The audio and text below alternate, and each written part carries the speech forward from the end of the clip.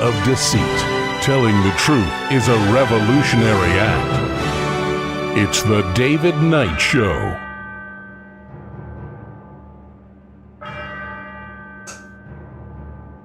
As the clock strikes 13, it's Thursday, the 30th of April, year of our Lord 2026. Well, today we're going to take a look at the Supreme Court. They've made a ruling about gerrymandering. A lot of people saying, wait, this is, we had set-asides or based on race. This is overturning the Civil Rights Act. We're going to take a look at the implications of that and really what is happening with our elections and then what is happening with our wars. As Ilhan Omar said, she made a reference to World War XI because somebody wrote it down, I guess, in her staff as the Roman numerals. I guess she could be forgiven because we're in a constant state of war. Perhaps we have had 11 wars since the World War, but things are only getting worse.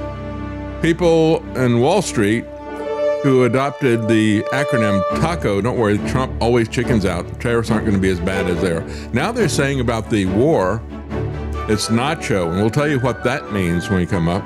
And then OpenAI is talking about their plans for how super intelligent artificial intelligence is going to serve mankind. I think we've heard that before, haven't we? Oh, and Al Gore has switched his opinion on climate change. We're now going to go into an ice age again.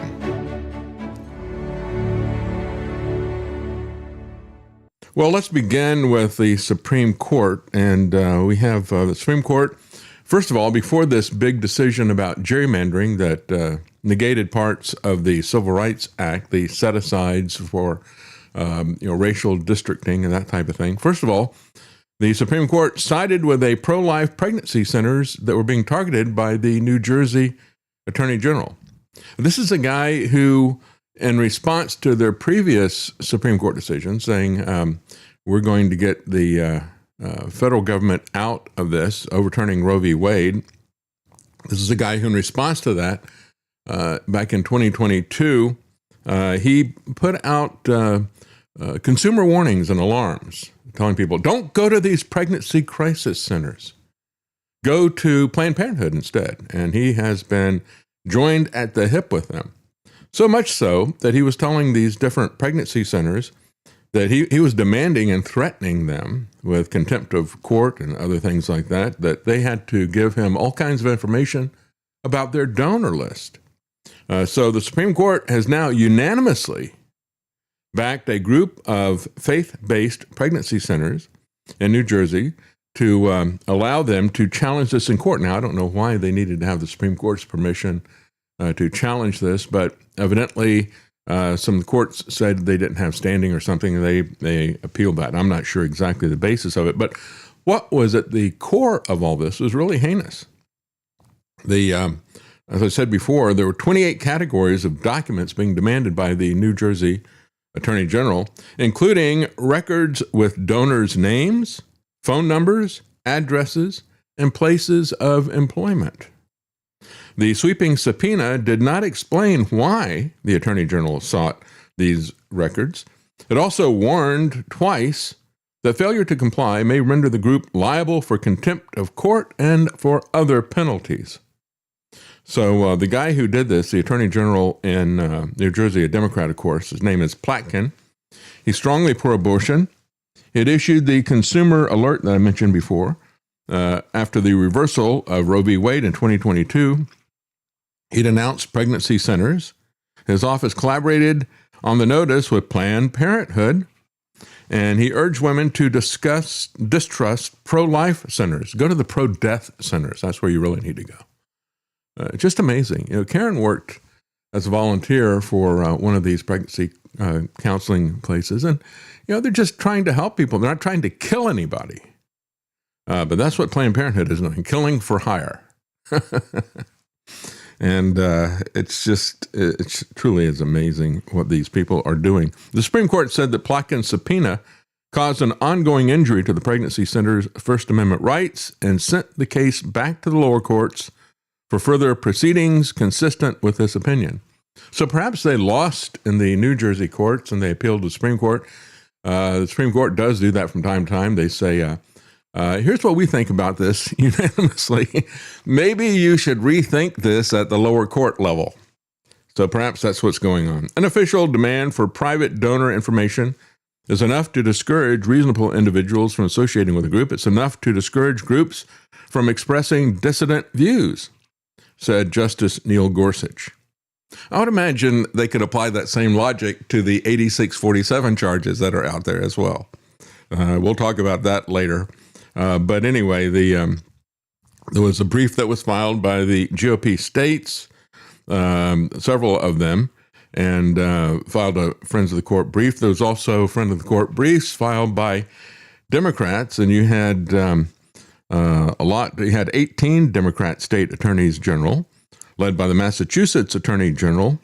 Andrea Joy Campbell backed New Jersey's efforts to intimidate. And so just think about that. That's what I say. When you look at the state elections, that is really crucial. Don't ignore the power of the states to be evil or to be a defender of what is right. The state elections and local elections really do matter a lot.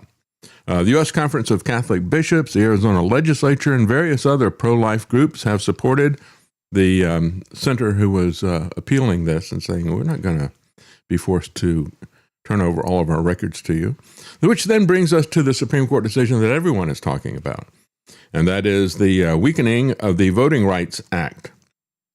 The Supreme Court says AP, this is their establishment media version of what happened. The Supreme Court on Wednesday hollowed out a landmark civil rights era law that had increased minority representation in Congress and elsewhere, striking down a majority black congressional district in Louisiana, opening the door for more redistricting across the country that could aid Republican efforts to control the House. And of course, in the wake of this, you had Marsha Blackburn, senator from North Carolina, not North Carolina, I lived there for so long, I think I still do.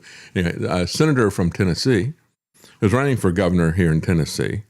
She immediately said, we need to make sure that there are no Democrat representatives from Tennessee. There's only one that is out of Memphis. And so we can see how this is going to be used. Here's my opinion about all this stuff. As a matter of fact, Memphis and Nashville are strongholds for Democrats, and they have a large proportion of black people who live in those cities as well. And what happened was that you had a Democrat representative from Nashville that was redistricted out of their district. He said, well, in spite of all the polls showing how popular he was against his opponent, he said, with the redistricting, we couldn't get around that. And that's the way it really does work, folks. Think about this in the broader terms, because this happens both ways for both parties. And I saw this happen in North Carolina. I've talked about this many times. In 2008, Obama carried North Carolina. But by the midterms, people didn't like what they saw. And so what happened was there was a backlash in North Carolina in 2010. All the elections went to Republicans, except for congressional races. It was the first time Republicans had had control of the state, House, and Senate since the Civil War, since Reconstruction, the very first time. And that was the backlash on it. However, in spite of this massive sea change of people going from Democrat to Republican in North Carolina, you had zero change in the congressional delegation. But 2010 was a census year. And so the new Republican majority redistricted after that. And then after that, the next election, you had a big change in the congressional makeup that shifted towards Republicans.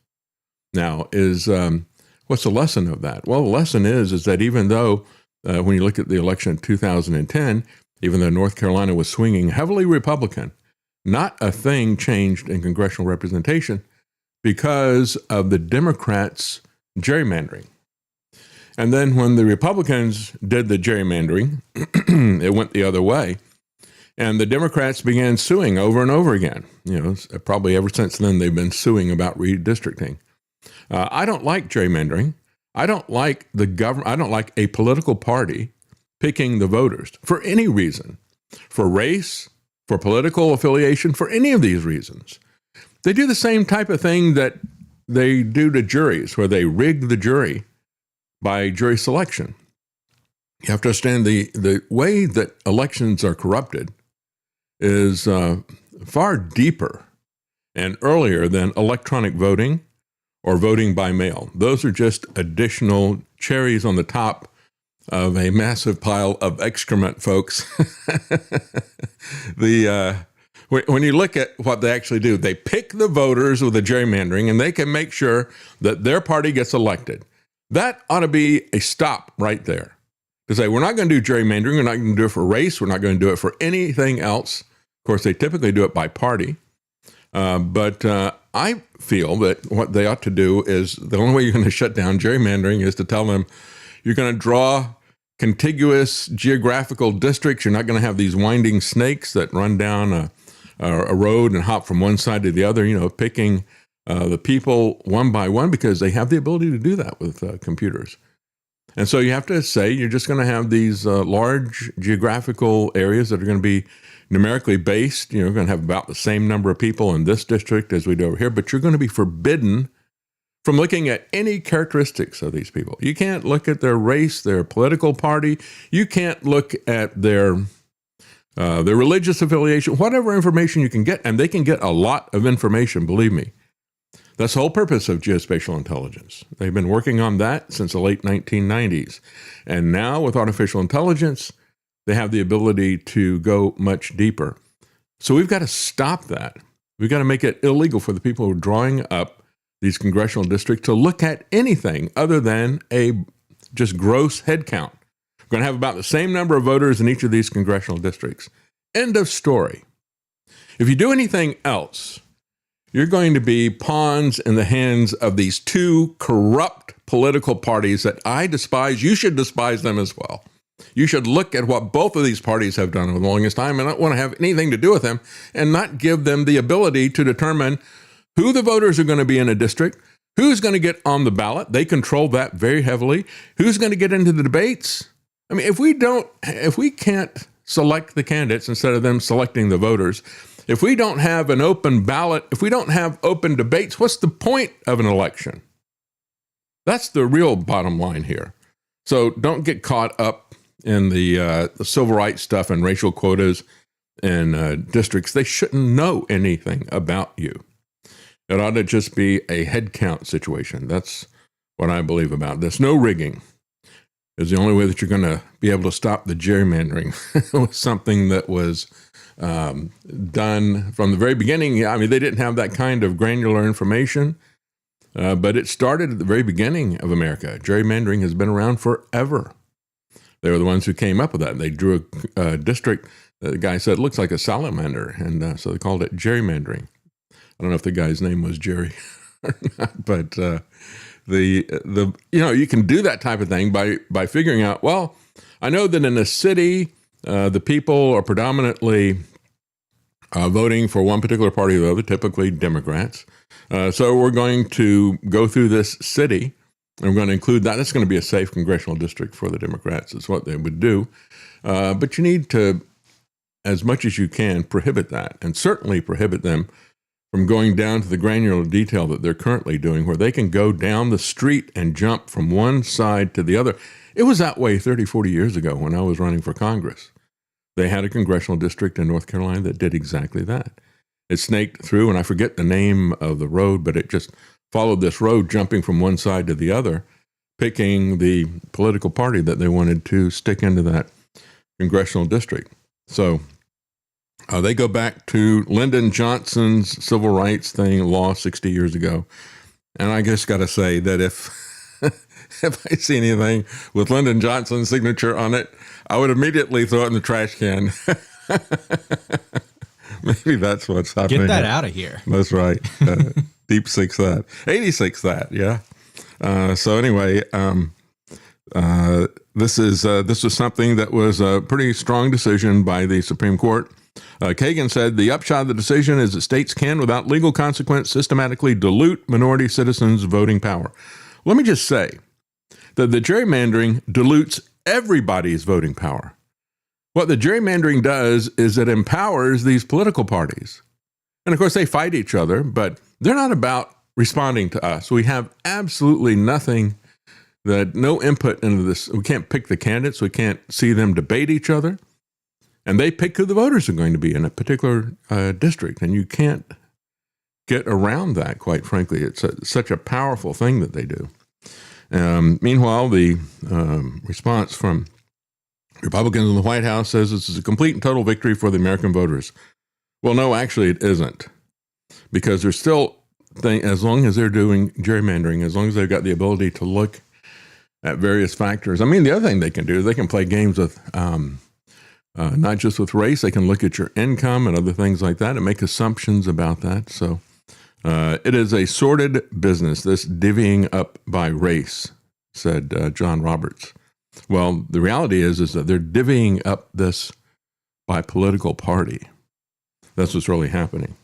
The political parties have assumed and usurped a lot of powers that they should never have. So that gets us back to Marsha Blackburn. And this is what it looks like. And this is what it's going to look like. The opposite of this is what it's going to look like in Democrat states. You think this is only going to go one way? If you're caught up in this partisan nonsense, again, the founders of this country wanted to have nothing to do with political parties, partisan clubs, and all the rest of the stuff that everybody wants to identify with. It was anathema to them. So she said she's calling for a special legislative session to eliminate all Democrat House seats in Tennessee. Well, that shouldn't be her decision. And it shouldn't be the politician's decision. Again, that tells you right there they don't want elections, right? We're going to decide how many the other party is going to have. And you see this happening everywhere. It's happening in Texas. It's happening in Florida. It's happening in California on the other side. And you've got some Democrat states that are doing this as well.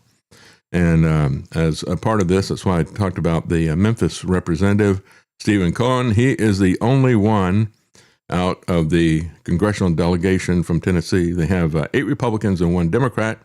That's 1 Democrat too many, she says. Well, I would not necessarily disagree with that. I would just disagree with her methods, which I think are really important. I think the means that you do is more important than the end in most cases. The end never justifies the means, and I think this is the wrong way to go about this. They want to double down now on gerrymandering. And so we're going to take a quick break. And hold on, before we do that. We've got many comments, and of course, there's something very special happening today. It is my dad's birthday. And so we say, happy birthday, David Knight. And we have many birthday wishes, which we're going to get to now. Exactly. You got to have a little fanfare now and then. North American House Hippo is now a monthly supporter on Rumble. Thank you very much. High Boost says, happy birthday, David. Wally Walrus, happy birthday, DK. And he says that twice. Steichen, 420, happy birthday, David. Steve Evs, oh gosh, happy birthday, David. Kuda Bing, happy birthday, David. I'm Marty. Thank you very much for the tip. That's very generous. He says, happy birthday, David. Have a fire extinguisher on cake standby, just in case. Handy. Happy birthday. I actually did that, I think, when I turned 50. We tried to get 50 candles on the cake. Couldn't get them all lit before one side burned down into the cake. You got to blow hard and blow fast. Yeah. Well, I'm blow hard. Yeah, that is. Thought it could work. Be My Valentine says, happy birthday, David. North American House Hippo. He says, and thank you very much for that tip. He says, I had previously mentioned the robot dragons where I work and their applicability to police robot technology, but at least they couldn't fly or breathe fire. Well, now they can fly.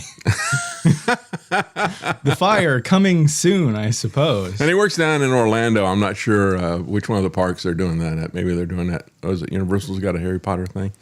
Maybe that's where that's happening. Could be. But yeah, it's going to get kind of crazy real fast at these parks, I think, as the robot technology goes up. Of course, we've always had, do we still have that anymore? Do I still have the Olaf dying on the road? Yeah, we got this. While we're talking about robotic technology at the various parks, take a look at this. This is Olaf, the snowman, and they've actually created a little robotic snowman. But, of course, these are early days, and Olaf is on the bleeding edge of technology.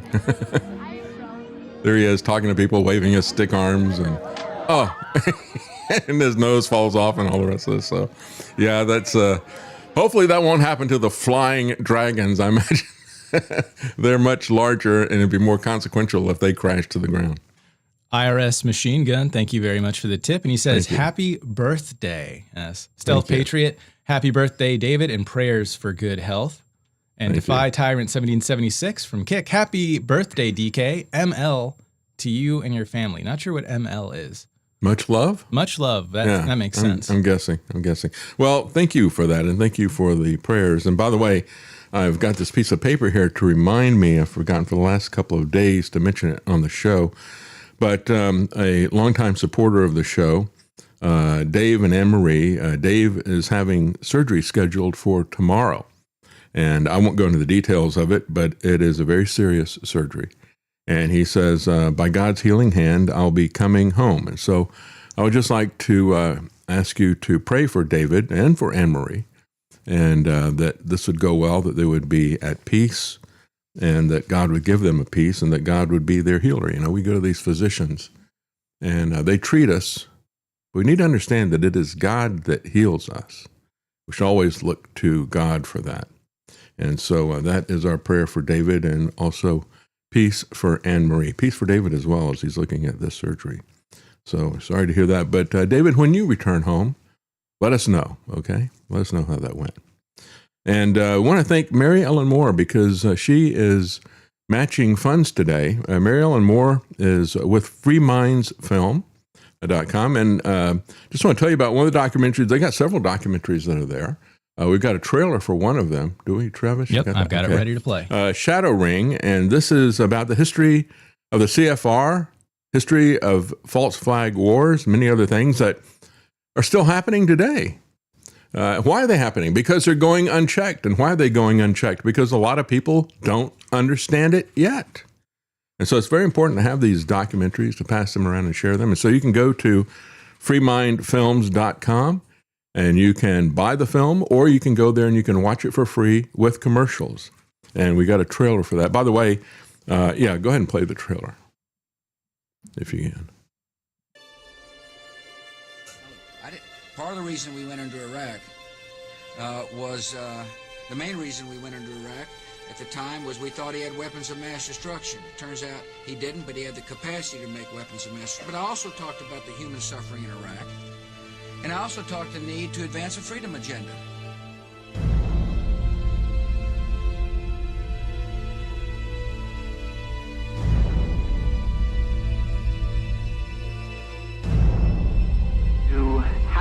Any people being paid by the CIA who are contributing to the national news services, AP and UPI.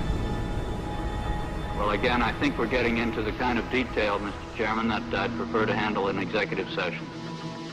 The event seems to be something other than what it truly is. They're playing chess while we're not even playing checkers yet. Either you are with us or you are with the terrorists. You're now hitting critical mass. And he says you won the 2004 election.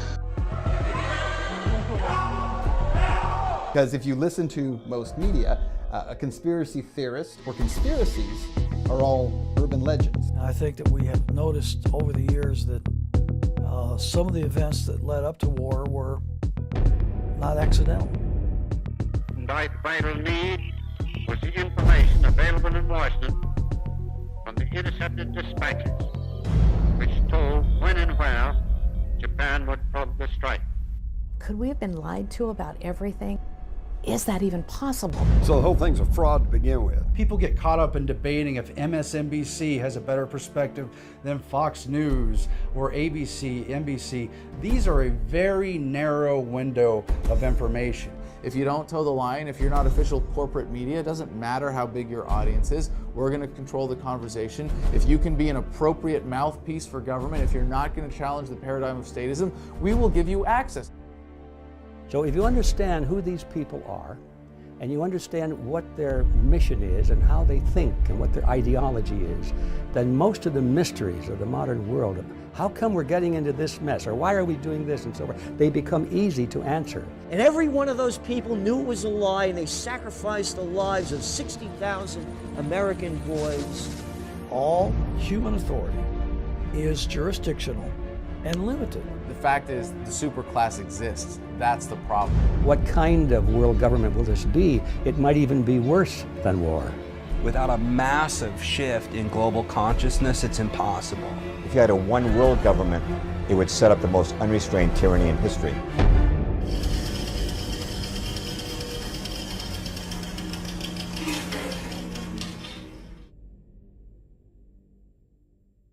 That's right. You have a one world government and the most unrestrained tyranny in history. That is what we're looking at, folks.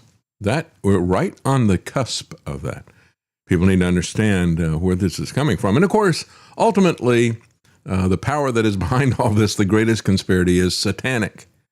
And we have to understand that that is the foundational thing. So we should not be surprised when we see the satanic child ritual abuse, the pedophiles and all the rest of this stuff. This is what these people are.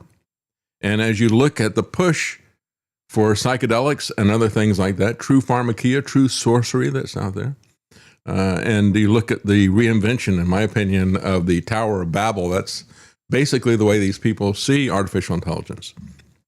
They're going to become like God. That's the age-old lie from the Garden of Eden, and that's the same lie that we saw, the pride, the hubris of the Tower of Babel. And, you know, quite frankly, when you look at artificial intelligence, it really has provided kind of a debabbilizer, which is what Scott Adams talked about. Was it Doug Adams? Doug Adams talked about in Hitchhiker's Guide to the Galaxy.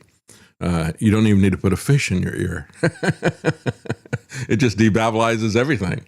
Again, we're at the point. What if you want to put a fish in your ear? Why would you want to hear what these people on the other side of the world have to say about it? But of course, that's where we are right now. But where we are right now is at the point where we're going to take a quick break, and we will be right back, folks, after this quick break.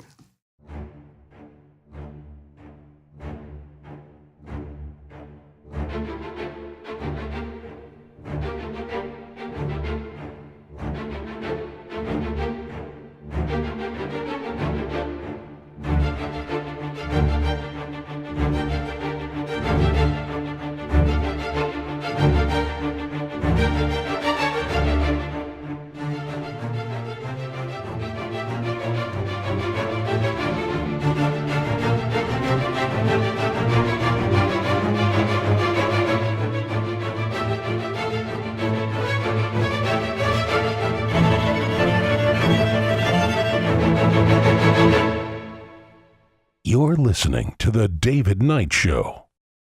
Hear news now at apsradionews.com or get the APS Radio app and never miss another story. Welcome back, folks. Sorry to cut you off, but we have more comments and tips. G-Talent60, thank you very much. Taking the breath. Exactly. Happy birthday, David, from G-Talent60. Thank you very much. Thank you. Yes. Thank you. Owen61, thank you very much, says, happy birthday, David. And Wally Walrus, thank you. He says, double up. Well, thank you all very much. Thank you very much. And I want to thank Ryan for that clock that he got us. We thought, where should we put it? And we thought, well, we don't have a background at all for Travis. And so Travis set up the video camera there. And that's going to be our background in there. Thank you so much, Ryan. I really do appreciate that. For the love of the road, you'll see him in various formats that are there. But thank you so much for that. Let's talk about the war. Of course, Trump is now telling his aides to prepare for an extended blockade of Iran. This is exactly the opposite of what the doctor has ordered for the health of the global economy. An extended blockade is not good for anybody. It's not even good for Trump. He's going to wind up killing the Republican Party, and so perhaps that's the purpose. The more I look at this guy, the more I think that he is a Manchurian candidate for the globalists and the Democrats. Certainly is working out that way. And so much so that Wall Street has a new acronym instead of a taco. They're now talking about nachos. And this is nacho economy right here that we're seeing. It's not going to be one that you want. Trump has instructed aides to prepare for an extended blockade of Iran, said U.S. officials, targeting Iran's coffers in a high-risk bid to compel a nuclear capitulation. Tehran has long refused to do so. Well, quite frankly, they had inspectors there, which Israel has never had inspectors. Look at anything that they do. They were open with the books. And U.S. intelligence, as well as international inspectors, said they're not doing what they're being accused of by Netanyahu. And you also had the guy that they now assassinated, had put out as a religious leader, as well as a political leader, he had put out a fatwa against nuclear weapons. But when you look at it now, I think every nation on earth, especially in the Middle East, has to come to the conclusion that the only way we can stop from being attacked by Israel or by the United States under false pretenses is to have nuclear weapons. Nobody's talking about attacking Pakistan, for example. And so when we look at this, remember we had people like Ben Shapiro mocking those of us who are saying, this is a quagmire, this is a path to a global depression, a global war. He said, oh, listen to these doom and gloomers. No, it's going to be in and out. It'll be real quick. It'll be a piece of cake, right? And so these statements by Ben Shapiro are not going to age well. And we'll play those again for you in a little while. But tomorrow is the day, supposedly. The real question is, what statements of Ben Shapiro's have aged well? I can't think of any. But, tomorrow is the magic day, right? We have a constitution that says that Congress will declare war. They've ignored that and they passed their own law, which again, you can't just ignore the Constitution and be a legitimate government. The government in Washington, folks, is completely illegitimate. Republicans and Democrats are usurpers. They have no authority. They swear to uphold the Constitution, then immediately ignore it on everything. You even had Speaker of the House, the squeaker that's in the House, Mike Johnson, saying, we can't have search warrants.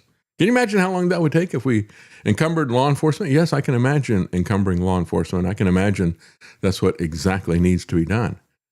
But the utter contempt that the Speaker of the House has for this is just jarring if you look at it. And so tomorrow, so they ignore the Constitution and the fact that Congress needs to declare war. And they passed a War Powers Act that says that the president can go to war without Congress. But he can only do so for 60 days unless they agree to it. Well, guess what? Day 60 is tomorrow. They're not really even talking about it. And the mainstream media is not really talking about it either. I've only seen, as I look around, I only see one article that is talking about this impending deadline that is happening tomorrow. Of course, they're going to find some way to just rubber stamp it or to move on or to ignore it. I mean, if they can ignore the Constitution, can't they ignore their own law that they created? I guess they can. Who's going to stop him? Trump is not planning on stopping. I mean, he knows tomorrow is day 60. He's not worried about any of this stuff. He's planning to extend this blockade, this Trump embargo. The Trump embargo is going to be much worse than the OPEC embargo. I said this from day one. It involved a much bigger blockage than ever happened with OPEC. And because of the war that is there and because of the constant antagonizing of Iran, and that's exactly what is happening. Iran says, don't attack our oil facilities or we will attack everybody else's oil facilities. So what do, they attack Iran's oil facilities because Israel wants the entire region destroyed like Gaza so they can take it. In recent meetings, including a Monday discussion in the Situation Room, Trump opted to continue squeezing Iran's economy. Well, just understand that you're also squeezing the global economy.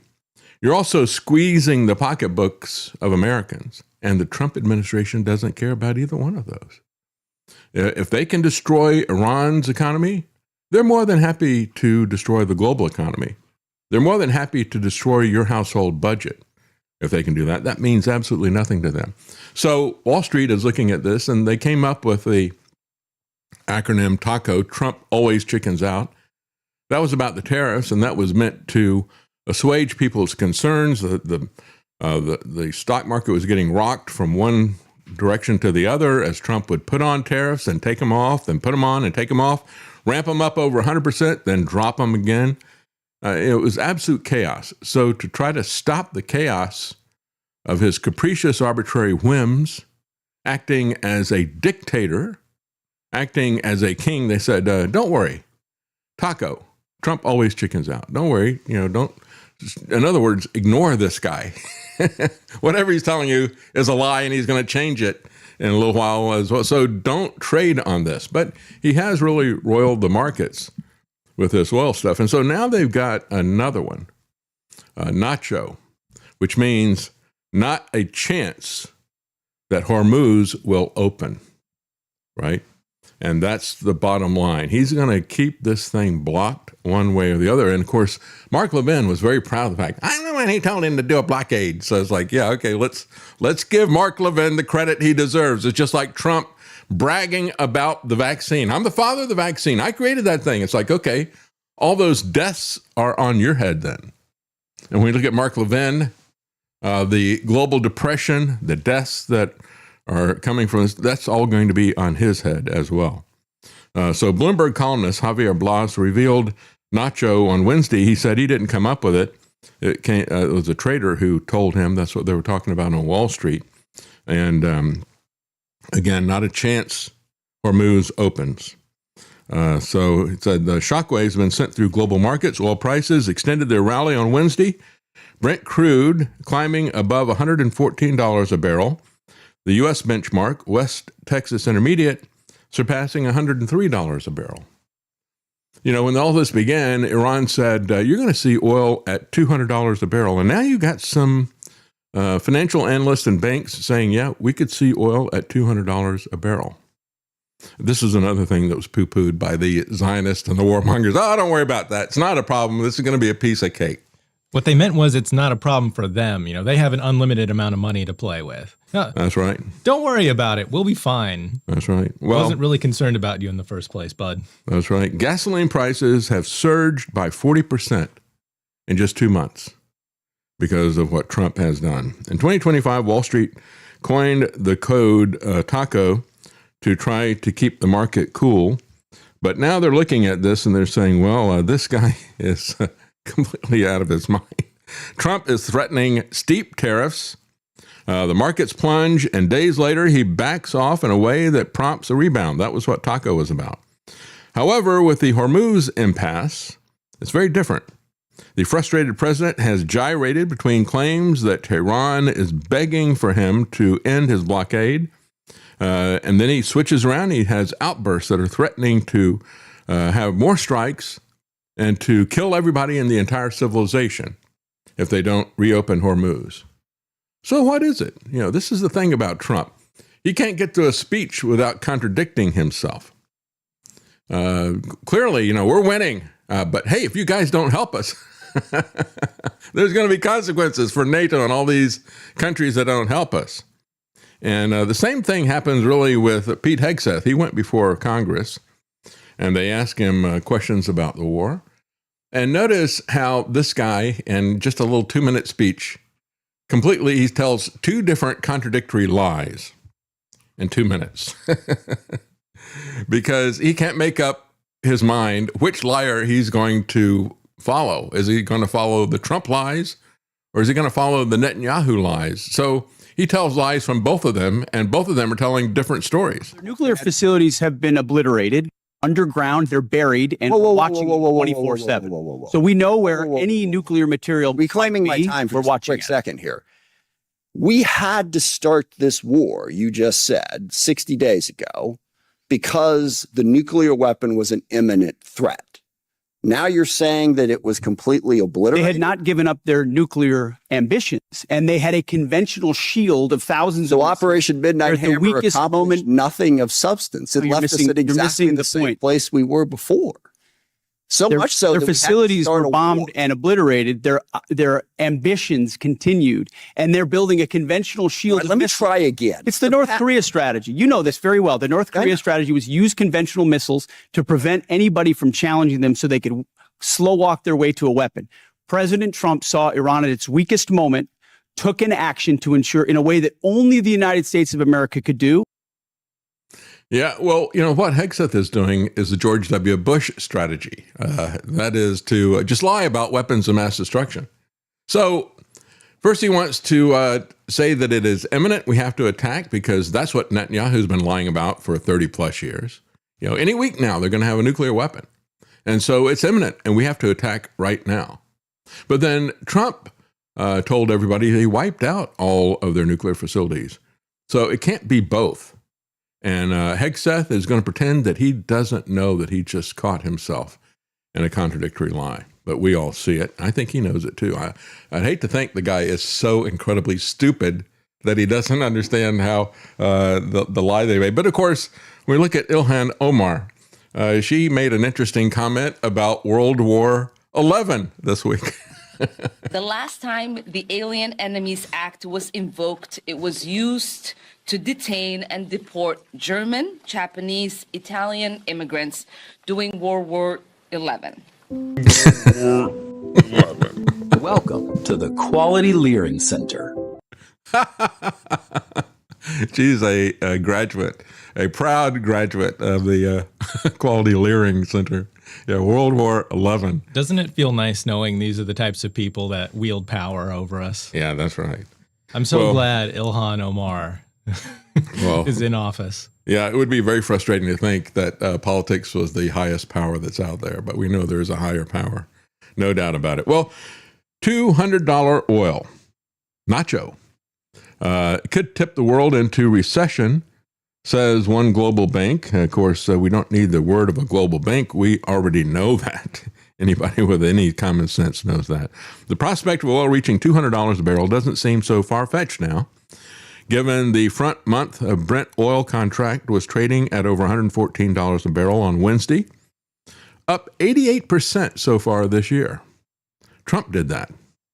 Trump did that for Netanyahu. Iran said 200 quite some time ago. Again, as I said, Ben Shapiro poo-pooing that, the Zionists poo-pooing that. It's going to be so easy, they said. But even in the base case where oil prices don't reach this high, the French bank expects a first-half average of over $100. The global economy is dangerously close to how the BNP, the French bank, defines a recession. They're forecasting 3% GDP growth. They define a recession as anything that is less than 2.5%. So we're splitting hairs in statistics here. And depending on how you calculate it and measure it, just like the inflation rate or the unemployment rate, we have armies of bureaucrats who can spin and twist that data to give the result that they want. But we know what it looks like. The $200 scenario is joined by two other related possible causes of a recession: worsening supply chain bottlenecks and tightening monetary response policy in response to inflationary pressures. So both of these things could happen. These drivers would likely be concurrent and would reinforce each other in the event of a more prolonged conflict. One case in point is helium, of course, the direct input into microchip production, as we pointed out from the very beginning. But you have shortages of rubber and chemical components have already been reported in Asia. So far, some of the chip manufacturers have gone to great lengths to say, we're not worried about helium yet. We have some supplies of that yet. However, they've already seen shortages of rubber and chemical components in Asia. The war could also affect, of course, food prices, grain prices in the Northern Hemisphere as they're trying to purchase fertilizer. But Trump is in full nacho mode. Not a chance. Hormuz opens. And that's where we are with this guy that's lied us into war yet again. How many times will they tell the same lies about weapons of mass destruction? The same lies about Iran and nuclear weapons. And they're lying when they go back and they look at, we see this same type of thing happening with Al Gore and the climate change people. They cherry pick their time range. They're going to pick a point that is to their advantage in the statistics so they can show the trend that they want. So they go back at a point where they had a little mini ice age, and that's their starting point. And so then they make the case that there is global warming until now. And now, since that hasn't been happening, Al Gore is flipping the narrative at this point. But they do the same thing with the war agenda. You always have Trump and all these people go back 47 years to 1979 and say, for 47 years, look at what Iran's doing. They just out of the clear blue sky, they attacked our embassy. Don't know why they did that at all. They don't want to go back to where our involvement with Iran began in 1953. And so we've had 73 years of America bringing in tyranny, a police state, a surveillance state, a king, all the rest of the stuff, overthrowing their elections, doing a coup. That's the true history. And it makes all the difference in the world what your starting point is, just like with the climate people. Well, Trump's approval rating, whatever the starting point was for that, is now sinking to new lows as the Iran war is driving affordability concerns for Americans. Like I said, he doesn't care about the American economy. He doesn't care about the global economy. And perhaps he doesn't even care about the midterms if he's going to keep going down this path. Perhaps the only thing he cares about is pleasing Netanyahu, because otherwise none of this stuff makes any sense. As John Mearsheimer said, why does Israel spend so much lobbying money and buying of politicians? Well, it's because the things that they want us to do are not in our interests. If they were in our interest, they wouldn't need to pay the politicians to do them. Politicians would be more than happy to do things that are in our interest. But if they're going to work against the interest of Americans, if they're going to work against the interest even of the global economy, they need to be paid. And that's the purpose of AIPAC and the rest of these organizations. So again, you look at Trump's approval, it ought to be inversely proportional to the price of gas at the pump. And it may be working out that way. As one goes up, the price goes up, his approval should go down. And I hope it does. Trump's approval rating has dipped to a new low as the Iran war is driving affordability concerns for Americans. As the lowest approval rating of Trump that the polling partnership has found since he returned for his second time. And that's specifically about their view on Trump's handling of inflation and rising prices. Only 21% of the people approved. That's not a good thing. You don't want to be with the 20%. You want to be with the 80%. Maybe somebody needs to explain that math to him. I guess, he and his advisors are looking at it, goes, well, there's a couple of different ways you can calculate percentage, right? These are the people telling us that he did a 600% reduction in prices. They're probably telling him that the 21% approval rating is a good thing. 2 months since the U.S. and Israel began launching strikes against Iran, Washington and Tehran have struggled to even get to the negotiating table. Everyday Americans are feeling the burden of the costly military campaign, writes the Independent out of the UK. Diesel is up to $5.46 a gallon, which can lead to increased grocery prices, shipping costs, even the cost of homes and renovations. Because the construction industry, as well as the farms, are very reliant on diesel fuel. Energy prices caused inflation in March to soar, but Trump has brushed it off as fake inflation. Yeah, fake inflation. He's a fake president. Everything this guy says is a lie. Even within one speech, he contradicts himself multiple times. 53% in the poll said the war in Iran has not been worth it. Trump has insisted that Iran poses an imminent threat to Americans. Again, weren't you bragging about completely annihilating their nuclear weapons? And their nuclear weapons were not a threat to us. They didn't have any way to deliver that. So now, you've got everybody who has nuclear ambitions. The global energy order is breaking down. There's an accelerating shift from oil markets structured around economic efficiency toward an oil market that is shaped by politics and conflict. Is that really what we want? Yeah, that's what Trump did with tariffs in general, right? He moved from with tariffs, he moved from an economy that was centered around economic efficiency to one that was going to be determined by politics and, of course, by conflict, as he threatened and went to war with everybody verbally and economically. Trump despises markets. He despises free markets. He despises free trade. He despises everything except his political dictates. A fractured OPEC, a blockaded Persian Gulf. The Iran war is scrambling the long-standing foundations of the oil market, ushering in a more fragmented, potentially more volatile energy world. The free flow of petroleum across oceans is out, and resource nationalism is in. And for all the people who think this is great, we're now going to be the big supplier of oil. Is that right? Well, that's a good thing for the oil companies, perhaps. Maybe it's a good thing for the government. It's not a good thing for the average American consumer. We're going to pay a lot more for everything while these people make the profits. But you've got War Pete out there who is bragging about this. It's also worth saying, this should not be America's fight alone. We barely use the Strait of Hormuz as a country. Our energy doesn't flow through there. But our prices do. Plenty of energy. Just look at the new global Congo line, headed to Texas. A beautiful picture. Europe and Asia have benefited from our protection for decades, but the time for free riding is over. America and the free world deserve allies who are capable, who are loyal, and who understand that being an ally is not a one-way street. It's a two-way street. We are not counting on Europe, but they need the Strait of Hormuz much more than we do, and might want to start doing less talking and having less fancy conferences in Europe and get in a boat. You get in a boat, he'll probably shoot you without warning and then circle back around and kill any survivors.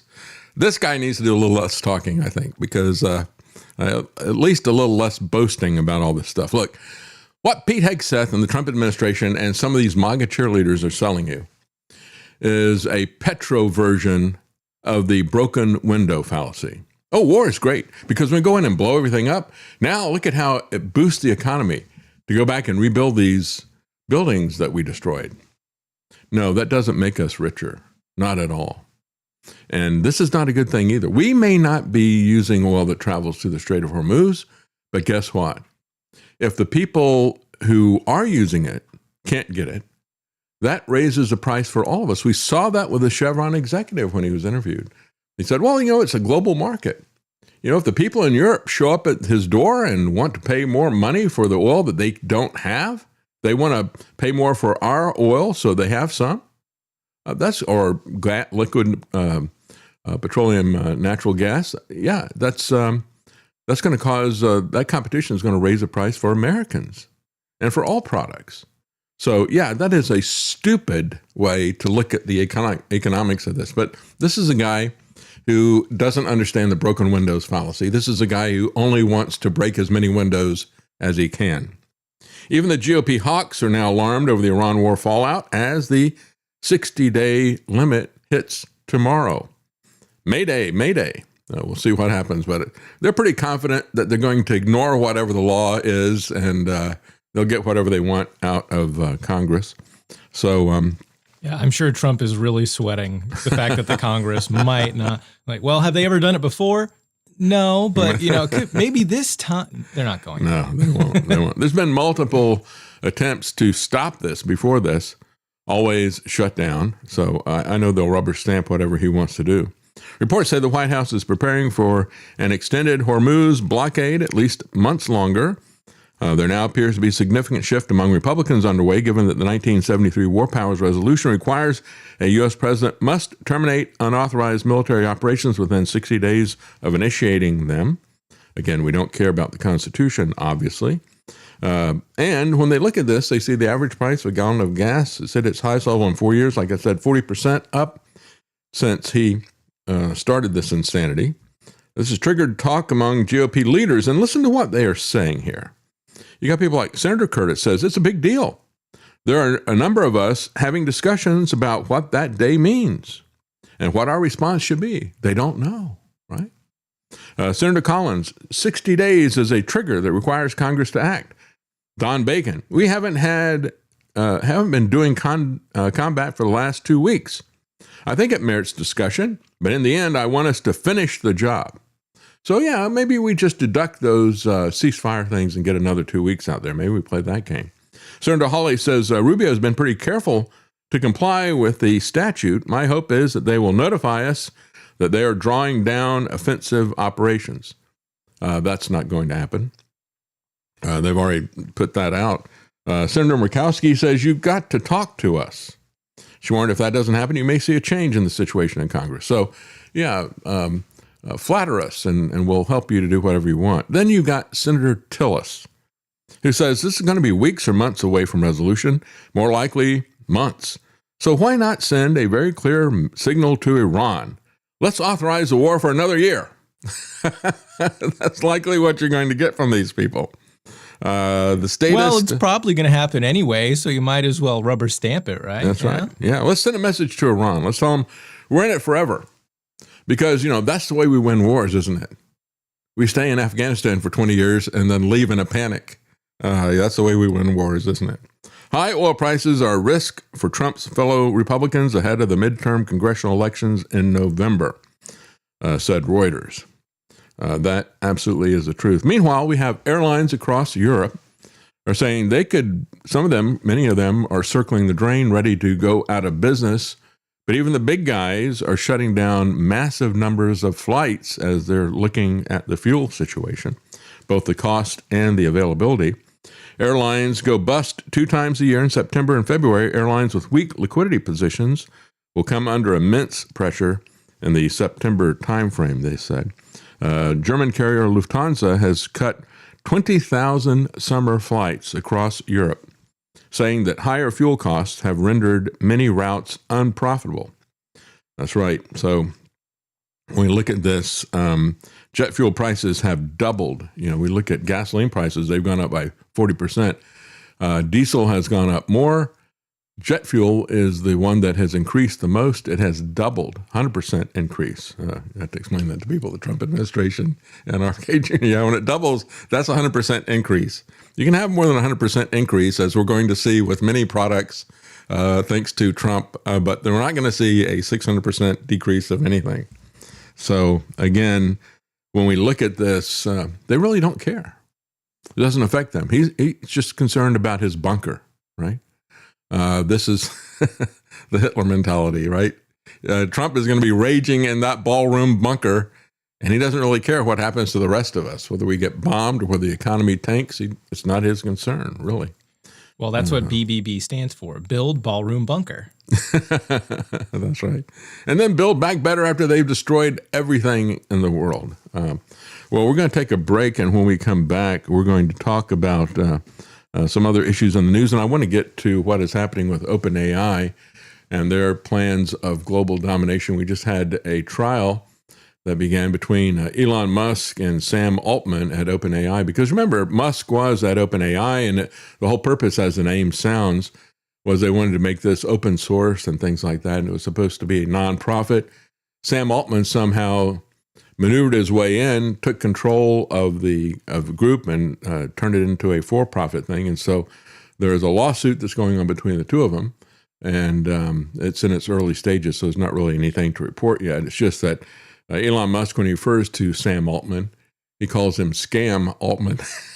I think that is a spot-on nickname for Sam Altman. Everything he does is a scam. When you go back and look at the first time I ever saw this guy, he had this creepy orb that he was sending around. He had some kind of world coin thing that he was doing. If you would look into his orb, it could get a biometric reading on your retina, or I think it was in your eye. But basically, it would get a biometric reading of your eye and put that into his database, which he was going to monetize. But in exchange, and as an incentive, he would give you some worthless crypto in a coin that he had, a meme coin that he had created. Remember, folks, if the technomancer tells you to stare into his orb, don't do it. That's right. Isn't it interesting when you look at Palantir and you look at Scam Altman, how they constantly got this thing, look into this orb. Look into the Palantir. Look into my little thing here. And don't worry, we're going to take care of you. We're going to give you a little bit of a worthless meme coin for exchange. And I'm going to take that global database of billions of people that I hope to have, and I'm going to get rich off of that global database. I'll be selling your information everywhere. So, but before break, we have a lot of comments, and we have Guard Goldsmith saying, "Happy birthday, David! You are the best." Well, thank you very Appreciate much, that. Guard. And from there on, also thank you for the tip. That is generous. Thank you. North American House Hippo says, when Mike Waltz says Iranian infrastructure is fair game because it was all built by their military. Remember all the dams and bridges and highways here in the USA built by the Army Corps of Engineers. Yeah, Corps of Engineers. that's right. Absolutely. Yeah. So this is a thing. It's like, what makes them think that these chickens aren't going to come home to roost in America? I mean, the easiest thing in the world would be for somebody to come across the border and do a terrorist attack against our infrastructure. We've seen this going on, and I made that point about Iran from the very beginning because that's what we see continuously in the Russian and Ukraine situation, attacking each other's infrastructure. Iran's not stupid, and what is stupid is our foreign policy to initiate war. Is evil as well. Go ahead. Yes, and we have Spencer DeLong gifted a sub on Kick. Thank you very much, Spencer DeLong. Atomic Citizen has gifted 5 subs. Thank you very much, Atomic Citizen. So if you're on Kick, check. You might have gotten a free sub. North American House Hippo says David's comparison of Melania Trump to Green Acres Lisa Douglas is scarier than you think. It's only a matter of time before Melania shares her favorite hot water soup recipes. And a Syrian girl says, if we don't get rid of the Trump regime and fix the Iran problem soon, a lot of people are going to die in the cold next winter. That's right. When you look at this, and as I said, we don't have any good choices, right? I can only think of one person who is usually right on the issues, and that's Thomas Massey. And they're after him as hard as they can go. But he can't change everything, and there's not any change or hope that's going to be coming out of Washington one way or the other. And so we have to try to stop what the Democrats are doing at the local and state level. We have to try to stop what the Trump administration is doing at the international level by stopping the Republicans. I've never voted for a Democrat in my life, and I'm not about to do that. I just can't bring myself to vote for evil. But I look at this, and it's like I'm keeping my fingers crossed that Trump gets impeached is all I can say. The Democrats probably killed any chance of that with their last attempt. Yeah. Palm Beach Pete, spooky, has gifted 5 subs on Rumble. Isn't that the character they say is Jeffrey Epstein? Yeah, that's right. It's the guy that looks like Jeffrey Epstein, and they swear that that's Jeffrey Epstein. Apparently in the Rumble chat, we've got Epstein Island, we've got Palm Beach Pete, we've got a cast of characters. Junk Silver, thank you so much. That's very generous. Says, David, I've been hearing for a while that you were just weeks from having a birthday. How I wish I had heeded those warnings. There we go. Yeah. It's a nuclear one as well. Karen told me this morning, you don't look a day over 70. I think, well, thank you. I feel like a day over 80, actually. We're going to take a quick break, and we'll be right back. But unlike most revolutions where the people rise against a real economic oppression, in our case here in Boston, we are fighting for purely an abstract principle. Hear, hear. It is, however, not nearly so abstract as the young gentleman supposes. The issue involved here is one of monopoly.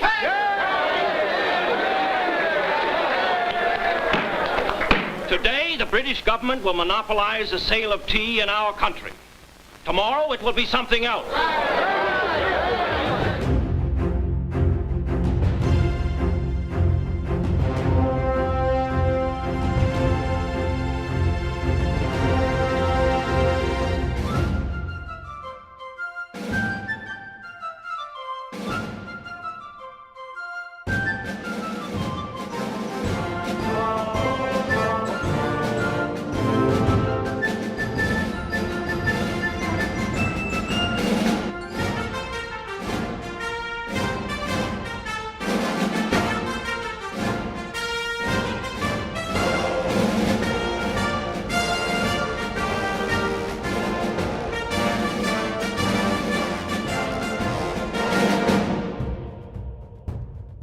Liberty. It's your move. You're listening to The David Knight Show. If you like the Eagles, On a dark desert highway, the Cars, and Huey Lewis in the News, they say the heart of rock and roll is still beating. You'll love the Classic Hits channel at APS Radio. Download our app or listen now at apsradio.com. Let's talk a little bit about the other side of the economy, the side of the economy that you can actually do something about, and that is to try to exit as much as you can their system of fiat currencies. We got Powell's final Federal Open Market Committee meeting sees most dissents in 34 years as the Fed Reserve keeps interest rates unchanged. Now, this is coming from Zero Hedge, and of course, everybody always focuses so much on the interest rates, and yet the reality is that what the Federal Reserve is doing, are they going to have an easy interest rate policy? Well, take a look at what they're doing with the quantitative easing. And typically, nobody looks at that. And so they can increase the money supply, and they are doing it in it really has had a huge uptick. They're going into, this is the way they're doing it. Instead of doing it with interest rates, they're doing it with quantitative easing. So they pointed out, they said gold has been clubbed like a baby seal in the last couple of weeks, while stocks and oil have surged, with stocks ignoring the peril of oil. And again, to borrow a phrase from Alan Greenspan, irrational exuberance, I think he was the one who said that, that we see in the stock market. It absolutely is irrational. Saxo Bank said, summarized this very succinctly. They said, structural drivers that have driven gold in the last 2 years have remained in place, and they have actually strengthened. And we say this all the time. We look at gold. Yes, it's doubled in price in the last couple of years, and the things that have doubled it in price are all still there. None of those things have changed. The fundamentals have not changed. As a matter of fact, those fundamentals that were driving gold have actually strengthened. And so what we're seeing here is a market reaction that I think is detached from reality, just like I think we see the comments from Trump moving the markets. And, of course, you got people, whoever it is, when he's making these comments, somebody is placing bets on Polymarket. And then people figure out when he contradicts it himself just a little while after that and the market goes in the opposite direction, somebody's making a lot of money off of that. But you and I aren't going to make money by trying to time the markets. We have to look at what the long-term trends are and what the fundamentals are. And those things have not changed. They have only strengthened. During the last couple of years, Fed rate change expectations have swung violently from a full rate cut to a full rate hike and fallen back to a no change at all. And so the Fed doesn't need to cut rates today, says Zero Hedge, for monetary policy to get easier. And they don't even mention quantitative easing. What they're talking about is the fact that inflation expectations are rising so much that real rates have fallen to the lowest since November and are close to turning negative. And so when you look at this, one of the things that happens when you look at the Federal Reserve's ability to affect the market, when they artificially lower the interest rates, that helps the federal government. It helps Trump because that takes down the amount that they have to pay on the $40 trillion of debt that they have. But it doesn't really help us when we buy houses or credit cards or other things like that, especially houses, because people are looking, the short-term rates can be set by fiat by the Federal Reserve, but the long-term rates are still set by the marketplace.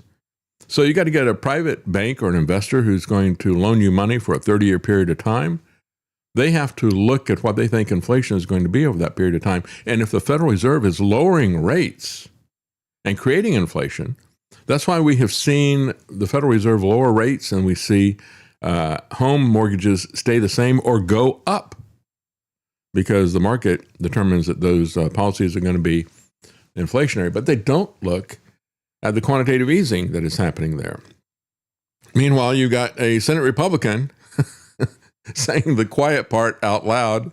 He says, Jerome Powell ought to just leave the Fed and cash in. He hasn't cashed in yet. He's got a net worth of over $75 million. I would say that's cashing in. But he says, yeah, you just leave the Fed and he can go work in the private sector or whatever, or who knows. It's crazy that by our standards of corruption that, Jerome Powell is nothing. Well, he hasn't even begun to loot. Yeah, that's right. He gets some serious money now. He's only got $75 million. Well, what a pauper. Again, when you look at Trump coming after him, it was just a political persecution that he was doing. It was putting pressure on him to get him to lower the interest rates. You think Trump's going to get the new Fed chair to lower interest rates? You think he's going to be able to get the Federal Reserve in general to do that? He's always been able to do that in the past. When Powell would not lower the interest rates, he came after him for prosecution. And where did he turn to? He turned to Jeanine Pirro, the Fox News analyst. Just like Hegseth. And so she starts an investigation of him. And, over this remodeling of the Federal Reserve. And yeah, it is scandalous. I'm sure there's something there. If they're going to spend $2 billion remodeling a building, how in the world could that even be the case? Yet, Tom Tillis said, I'm not going to move to approve the new Fed chair until they stop this investigation of Powell, because he saw it as political warfare, as lawfare against him. And Powell said the same thing. He said, I'm not going to leave the Federal Reserve unless you stop this investigation. And so on Friday, Jeanine Pirro showed that this was just a political investigation. She ended it on Friday. So that clears the way now for Powell to leave and for the new guy to come in. And of course, Powell would not be the Fed chair, but he could stay on the board and be a thorn in Trump's side. Typically, what happens is they usually leave after they're no longer the chairman. But he had indicated he might stick around. So in announcing the conclusion of her investigation last week, Pirro noted that she had asked the federal inspector general to investigate the project, which was subject to cost overruns due to increased material and labor costs, among other reasons, according to the central bank.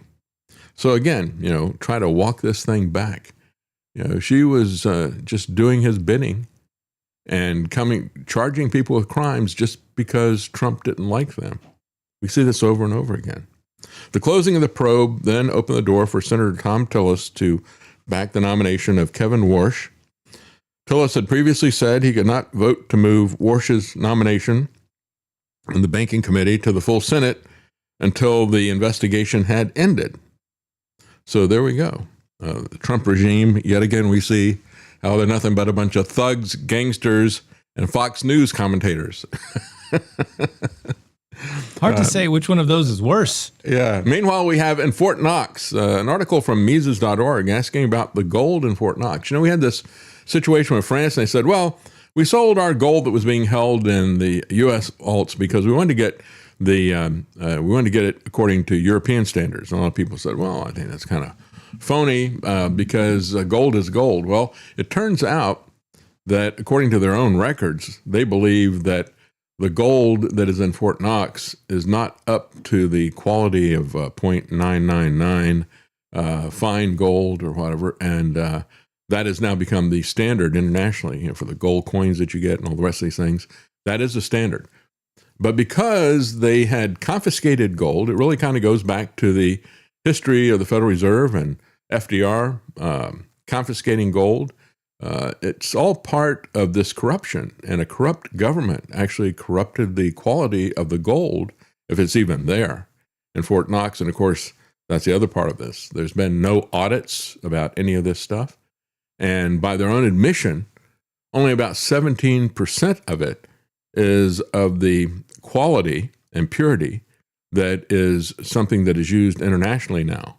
So there's an international standard of purity. This falls far short of it because they confiscated a lot of gold from Americans, melted it down, put it in their vaults, and even if it is still there, it is low quality.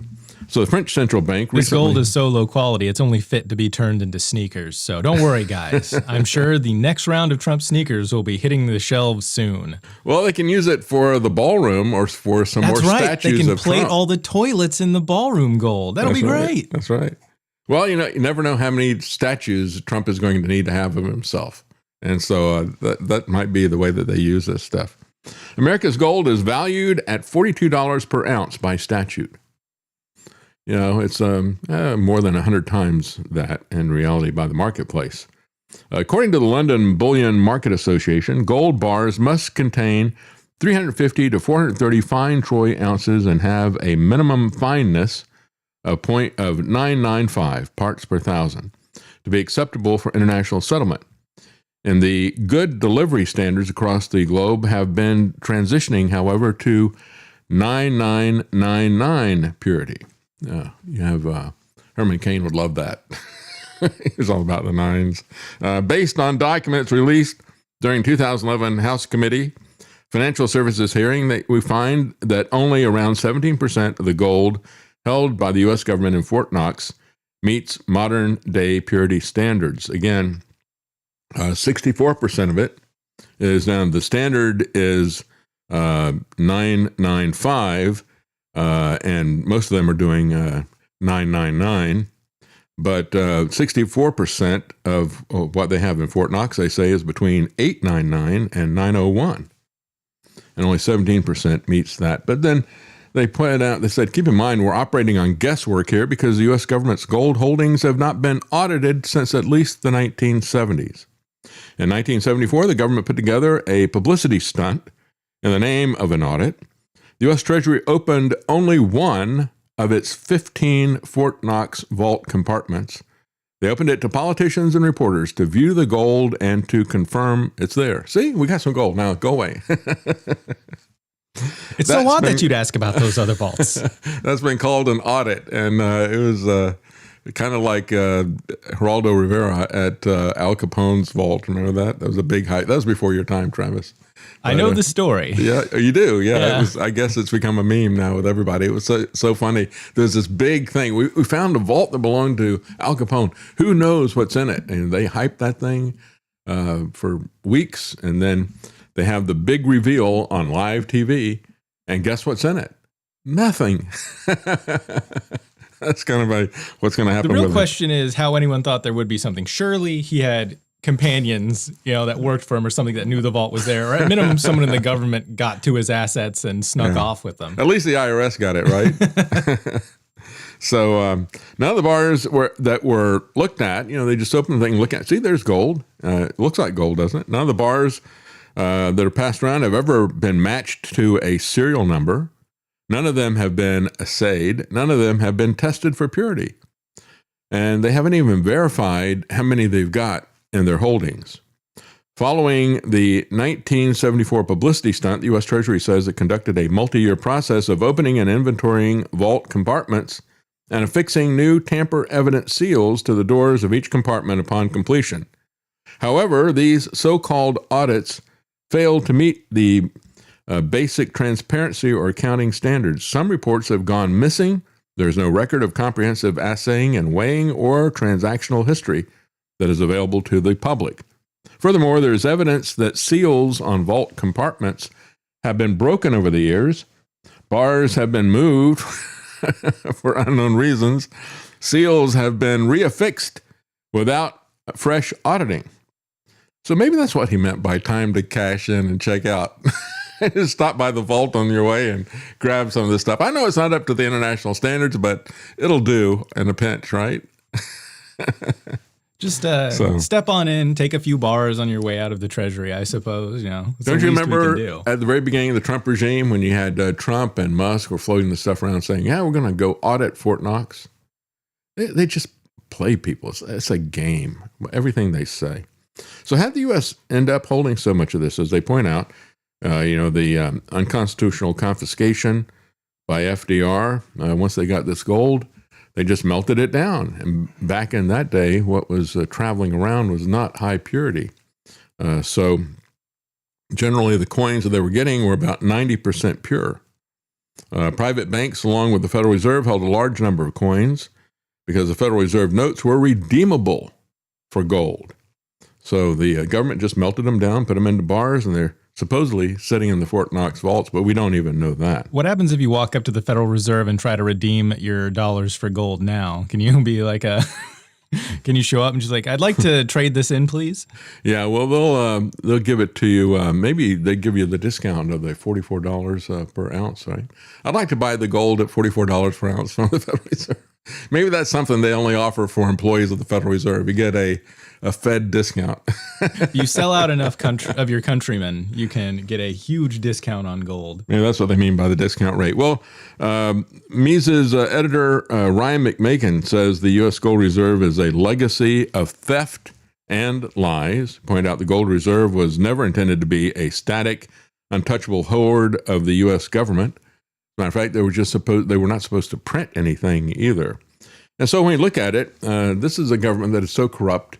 They managed to not only create a worthless fiat currency, but they managed to even corrupt the gold that they hold. That's how they corrupt everything that they touch. I guess it's kind of the opposite of the Midas touch. Right? And so again, you can get real gold and you can hold it yourself. And you can do that at davidknight.gold. That'll take you to Tony Arterburns' Wise Wolf. Tony's not joining us today. He is traveling to and from a conference that he's going to. But he'll be with us next week. And just remember, you can do dollar cost averaging with Wise Wolf, the wolf pack that they have that's there. You can do dollar cost averaging. And right now things have calmed down, but that was a very important thing. To do that over a period of years. It's a savings program. You can set this aside. Don't depend on the government's hoard. Have your own. Stack it yourself. And you can do that. Go to davidknight.gold so he knows that you're coming through us. And it'll take you right there to Wolfpack. And you can sign up for to Wise Wolf, I should say. And you can sign up for Wolfpack if you would like to. So let's take a quick break. If you can go over the comments. We have comments. Yes, we have Cole360 says, "Happy birthday, DK. Funny how InfoWars is closing on DK's birthday." Well, at the last minute, guess what? They pulled that out. So yeah, fake news always about this stuff that's happening there. But yeah, you look at it, and I don't know what these people think they're going to do with that. I don't see how that's going to be something that's can be monetized at all. And it's not a lot of money either. I mean, they're looking at, I think it's $80-something thousand a month to rent, to pay rent to have the access to the website. But, it was going to be millions of dollars, but there's nowhere close to getting this $1.4 billion, maybe that's what Alex raised, but they're not going to pay that. They haven't paid him a cent as far as I could tell. Not a cent has gone to anybody out of this lawsuit, but Alex has used that large theoretical judgment. He's used that to raise a great deal of money, and who knows where that $9 million single transaction from Bitcoin they talked about in the trial, who knows where that came from? I don't know, but anyway, don't know what's going to happen with them. Yeah. I'm Marty, says, "Take heart, DK. I'm several days over 80. I feel like 79. That's great. Pezzonovante 1776 says, "Ronald Lauder has served as president of the World Jewish Congress since 2007. At his WJC perch, Ronald Lauder has called for the criminalization of speech under the guise of calling speech with which he disagrees anti-Semitism." Well, that is the standard approach that we see. And we've got a guy who was a U.S. senator who's talking about this Comey stuff. I'm going to get to that after the break. And what he's saying is, there's hate speech. We got some things even worse than that. There's danger speech.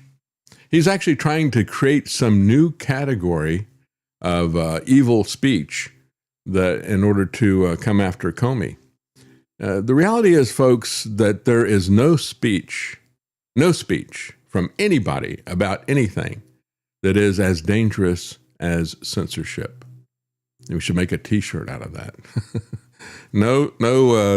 There is no dangerous speech. There's no speech that is as dangerous as censorship is. That's the bottom line. We're going to talk about that when we come back. And we have a Syrian girl says, "Problem with impeachment is who is waiting in the wings to take over. I really don't see any help coming to us until Christ comes to rule from the throne of his Father." That's right. Yep. That's right. That's what our trust is in, and that's why we don't despair about this stuff. But we can do what we can do, and that is, again, with the right people, and it's not easy to get it done. I'm not saying that it is, and it's impossible in some jurisdictions.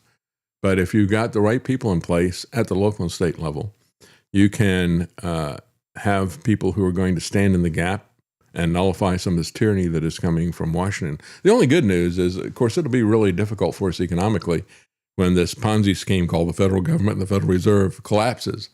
But if and when it does, That would break their power to bribe governments to do the wrong thing. They are not issuing orders in defiance of the 10th Amendment, really. What they're doing is they're bribing. This is what we saw throughout the lockdown. They're bribing state and local governments to do their bidding, just like they do for schools, and offering them a bribe. And then once they get hooked to it, they use it as blackmail. If you stop doing what you did to get the money, we're going to pull that money away. And people have gotten used to it at that point. They don't think they can live without it. That's the way they control people. Yes. And we have Atomic Citizen 865 says, my father bought his first home for $47,000 with a 14.78% interest rate on a $2.75 an hour union pay wage. Those days are gone, folks. Yeah, the problem is, all these numbers change so radically, but when you start to look at the amount of time that you work, for your mortgage or these other things, we break it down into the cost of your labor that goes into it. We're getting very poor based on government policies that are there. We're going to take a quick break, and I just want to remind everybody that Mary Ellen Moore at freemindfilms.com has graciously offered to match donations today, because we're getting at the end of the month, and we started the show at about 75% of the gas gauge, and so she was very kind to offer to do that. And just want to remind people that they have several different documentaries that you can see at freemindfilms.com.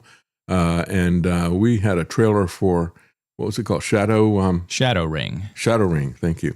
And an excellent video. Of course, you can buy them there, or you can watch them for free with commercials. And they're very important and a very important tool to educate people. I think it's important for us to keep our ear to the ground and understand what's going on a day-to-day basis. But we have to understand the long-term context of all these things. And that's what Shadow Ring really lays out there. And she's got a lot of great people in that documentary. G. Edward Griffin is there.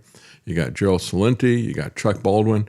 These people understand what the long-term perspective is. And we're going to take a look at the long-term perspective as well. When we come back, we're going to take a look at what's going on with OpenAI. We'll be right back, folks. Real quickly, I just want to say thank you to DG8.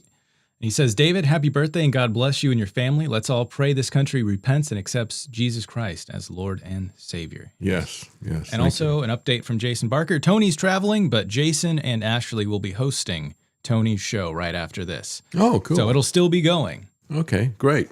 So right after this show, and that is on... America Unplugged on Rumble. On Rumble as well as on X, I think, as well. All right, we're going to take a quick break. We'll be right back, folks.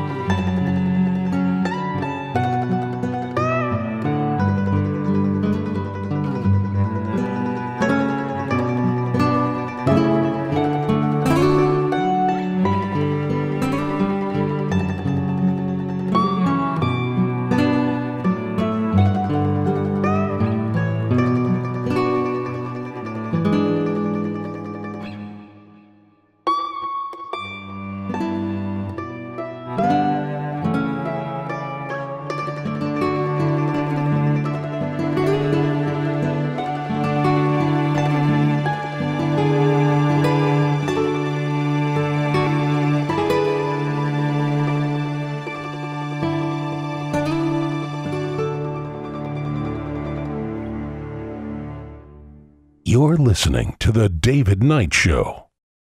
Hear news now at apsradionews.com or get the APS Radio app and never miss another story. Well, there was an interesting back and forth between CBS's Major Garrett interviewing Attorney General Todd Blanche, who just filed these charges against James Comey. And Major Garrett pointed out to him, he said, if you're going to say that 86 is a death threat. He goes, are you investigating Jack Posobiec? Because he had tweeted out before Comey did, he had tweeted out 8646. 46 being a reference to Biden.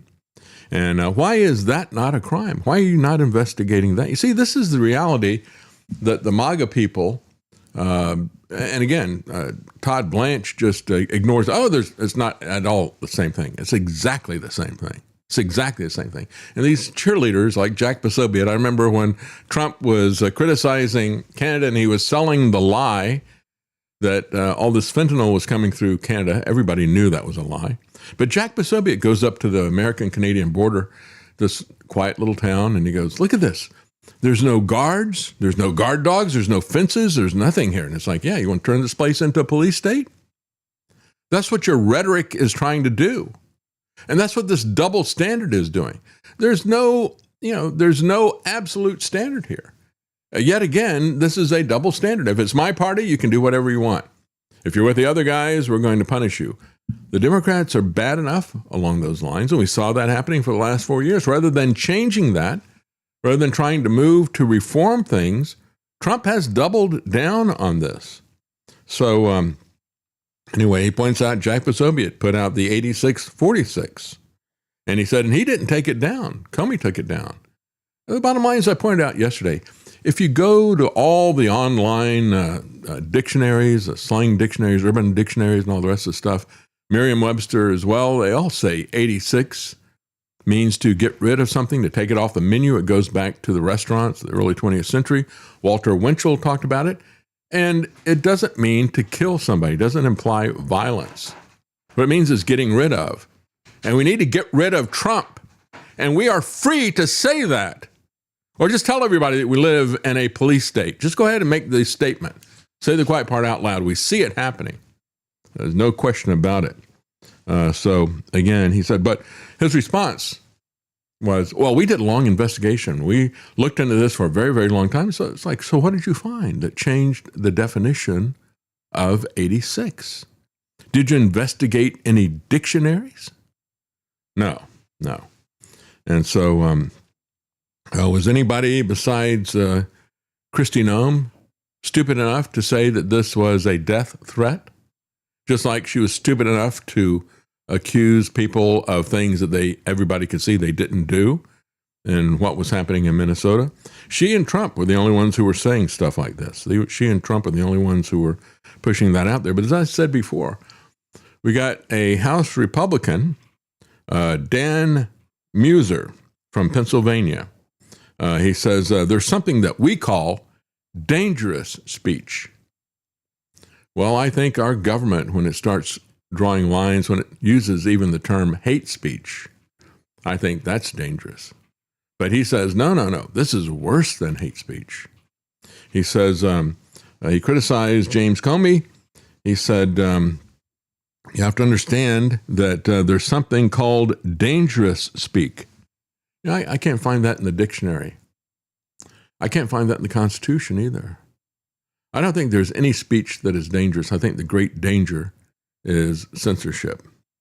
He says it's worse than hate speech. Well, all of these things are subjective, aren't they? And that's the problem with hate crimes. They're totally subjective. And we can see how they've been used to push a political agenda that ought to be categorically rejected. And yet you've got Republicans. You would expect something like this coming from a Democrat. Democrats have gone down this route for a very long time. Now the Republicans are doing the same thing, becoming the Democrats, weaponizing government against speech. A new category of subjective tyranny and censorship. He said he knew exactly what that meant, said Trump. A child knows what it means. Well, Donald Trump doesn't have the intellect of a child. He uses the vocabulary of an 8-year-old.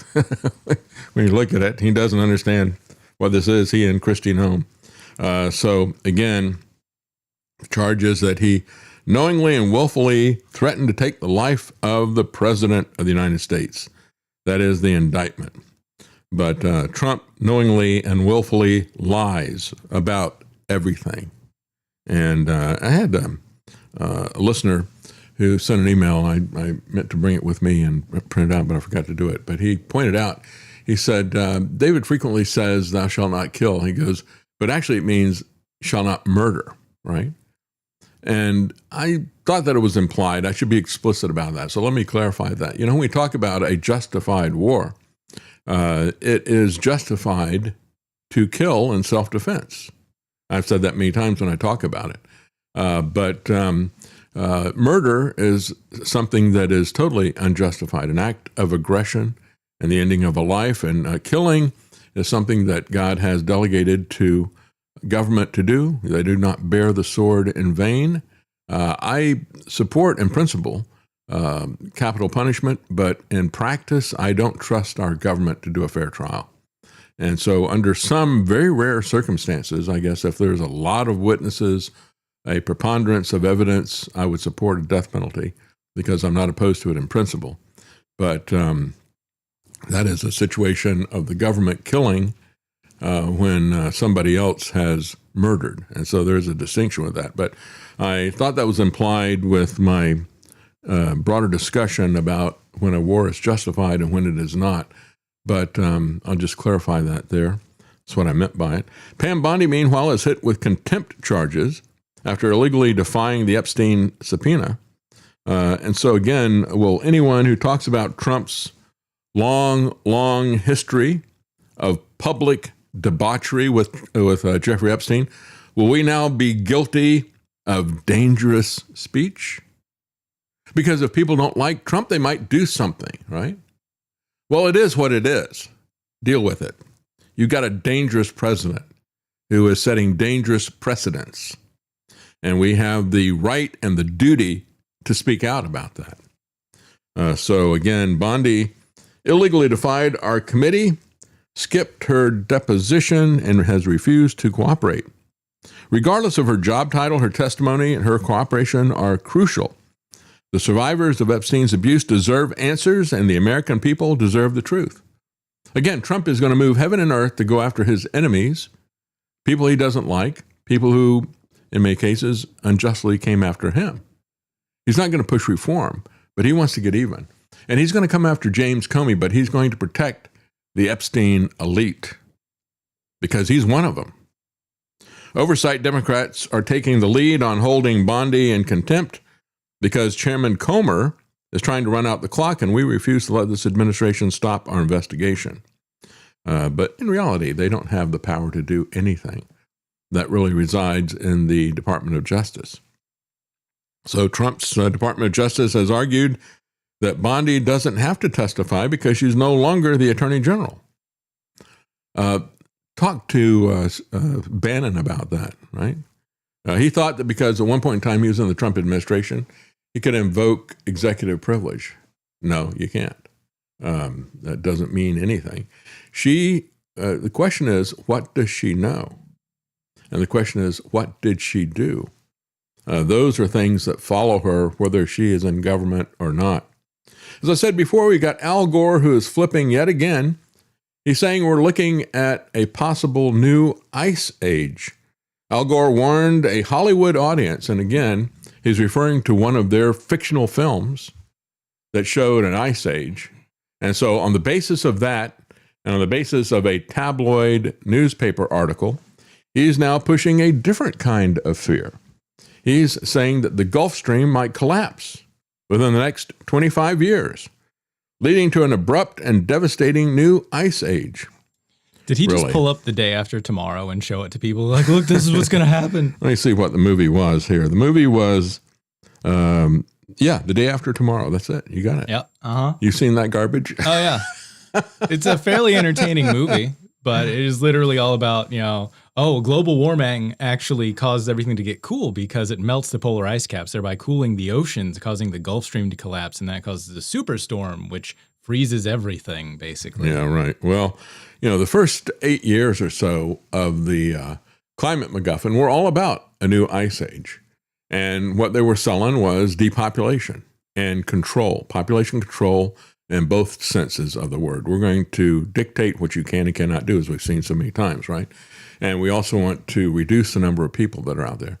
So they went with that for about the first 8 years. Then all of a sudden, just like that, they flipped the lie. They flipped the MacGuffin. And now it's not a new ice age, but now it's global warming. They went with that for decades of doomsday predictions. And when all those were failing, they came back and said, all right, we're not going to call it global warming anymore. We'll call it climate change. We don't know what's going to happen, and we're not going to make these kind of predictions anymore, but you should be afraid that it's going to change somehow. And if it does change, it's going to be your fault. So we got to control what you are doing. That is our entree there. And of course, Al Gore is old school. He feels like he's got to make predictions. And he's been doing this kind of thing. This goes back to 2009, as a matter of fact, where he was telling this group of lies.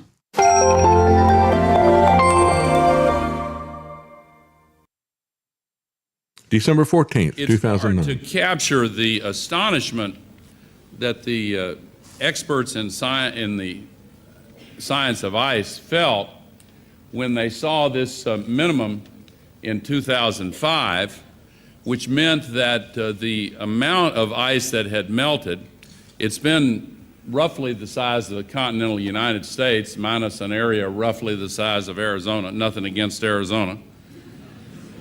But the amount that melted in 2005 was equivalent to an area covering everything east of the Mississippi River in the United States. Then, when the real shock to the scientists came was in 2007, some of the models suggest to Dr. Maslowski that there is a 75% chance that the entire North Polar ice cap during some of the summer months could be completely ice-free within the next 5 to 7 years. And Bob used a figure of 2030. Yeah, well, the bottom line is that professor that he mentioned by name there, Maslowski, said afterwards, I don't know where he came up with that number of 75%. He just made this up. If it was Trump would have said 92%, right? That's what he usually resorts to when he's lying because it sounds precise. 75% sounds like a ballpark figure, right? That's what Al Gore used. And so we see these guys constantly, science. It's all just like Fauci, isn't it? And I don't know what this really is. I mean, I'm just a politician out here, but the scientists say, and based on what these scientists say, and the scientists are saying, I don't know where you got that stuff from. In reality, the kind of ice melt that Al Gore warns about is projected to take centuries or even thousands of years, causing millimeters per year of ocean rise, which would be barely noticeable. Certainly not catastrophic.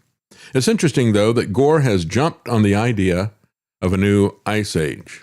I think his superpower is putting people to sleep.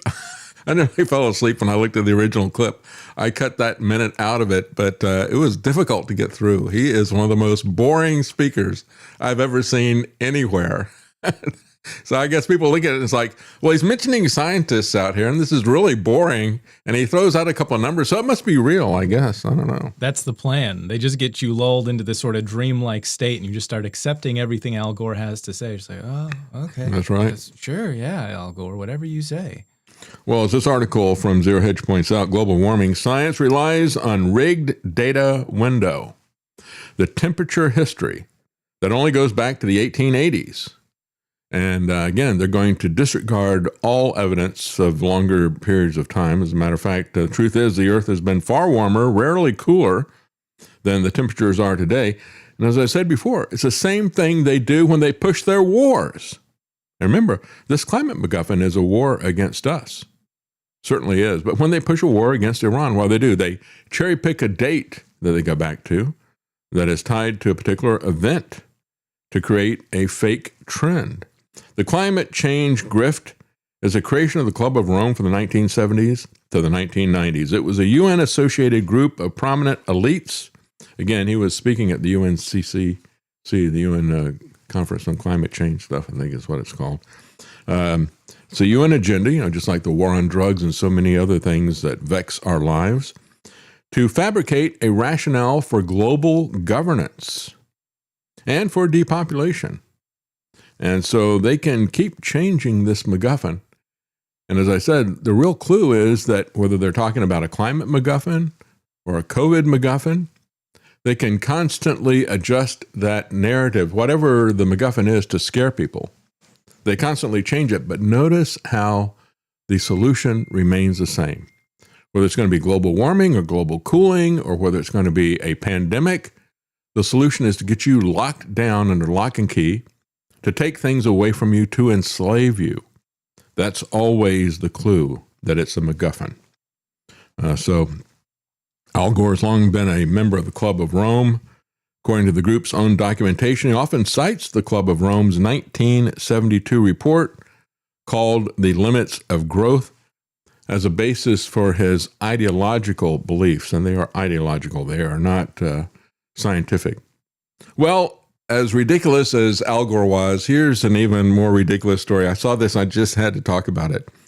This is a man who dug up his sister's body and took it to the bank. It's the exact opposite of a weekend at Bernie's. They're going around with a dead body to try to convince people he's still alive.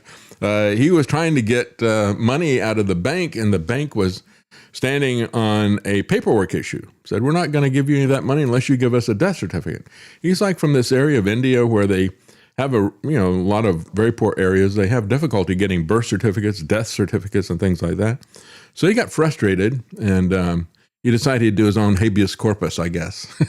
Where is the body? And so he went in carrying the body into the bank. And they said, as he came in, TV networks broadcast footage of him carrying what appeared to be a corpse, partially wrapped in plastic, with skeletal legs visible and slung over his shoulder.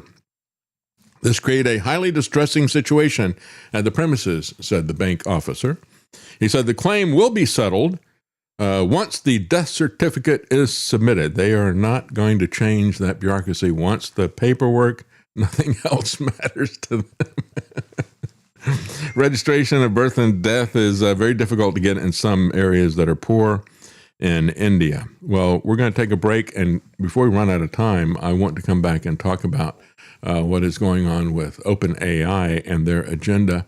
But we want to thank Mary Ellen Moore at freemindfilms.com, who is matching funds today, and just remind you of the documentaries that you can find there. One of them, Shadow Ring, we were talking about earlier, and it shows these long-term moves, just like Al Gore, long-term moves to establish global governance, to push us into false flag wars and the rest of the stuff. You can see these films for free with commercials at freemindfilms.com, or you can purchase them there and pass them around to other people to help to educate people that are there. So I want to thank her for matching the funds today. And we also have comments. We have Gold and Green. Thank you very much for the tip. He says, happy birthday, David. Hope you're taking plenty of time to celebrate and relax with the family. A wonderful spring season to you. God bless. Well, thank you. We have pre-recorded a couple of interviews for tomorrow. I think you're really going to enjoy them. Very, very interesting. One guy who was an ATF agent of all things. And we had a lot of broad-ranging discussion about prohibition, because they get into cigarette, tobacco prohibition as well as gun prohibition. There was some stuff in there about civil asset forfeiture. You know what I think about it. So I didn't challenge him. I just let him put out his viewpoint of it. I think it's very interesting. But he worked for them for a couple of decades, had a very interesting undercover investigation. In other words, he's not part of the regulatory people that go around and look at the books of gun stores and shut them down, or, measuring the length of your barrel. But he was out there working with people to try to infiltrate these gangs, like the Gambino crime family was one of them. And the informant that he was using got betrayed by the government, surprise, surprise. And he wrote a book about that betrayal. And he also wrote another book about all the different businesses that they created, storefronts in various communities, so they could entrap people that were there. That is most likely going to be turned into a series, a TV series. And so the talks are still ongoing, and you know how these things work out sometime, but it would be an excellent series. It's an excellent book. It's a very interesting discussion. Of course, we also have Sheriff Mack, and Sheriff Mack, we broadened that out from local control, importance of sheriffs and judges. We got an interesting story about a conflict between a sheriff and a judge.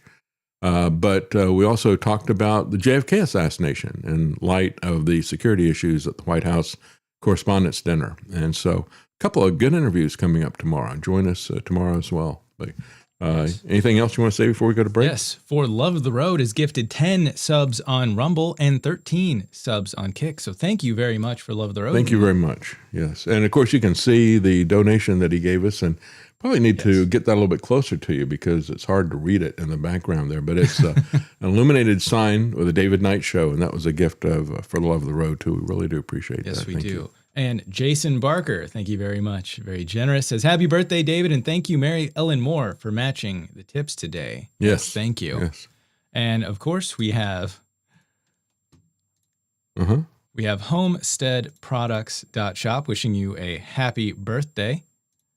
Well, and thank you. Of course, want to let everyone know that they do have a sale going on right now for the Hydration Electrolyte Drink Mix Organic Acai Berry flavor. Kai, I think is the way you pronounce that. I've heard it both ways. Oh, yeah? I choose the one that's more ridiculous, most likely to be true. That's a good way to put it, yeah. Well, anyway, that's a really, however you pronounce it, that is a very nutritious berry. Yes. And I didn't know that it was also a hydration electrolyte. That's really good to know because, you go out and you get Gatorade or some of these other things, they're loaded with all kinds of other stuff that you don't really want to have. So that's a great thing to have. Yes. And love the natural products that he's got there. Yeah, they have really good products. Go check this out. It's not just enough to be drinking water, and it's not just enough to be getting electrolytes. You want electrolytes that have potassium in it as well, because potassium actually helps the water get into your cells. You can drink a ton of water, but without those two things, you're not going to be hydrated on the cellular level. So go check it out. Yes. All right, we're going to take a quick break, and we'll be right back to talk about OpenAI.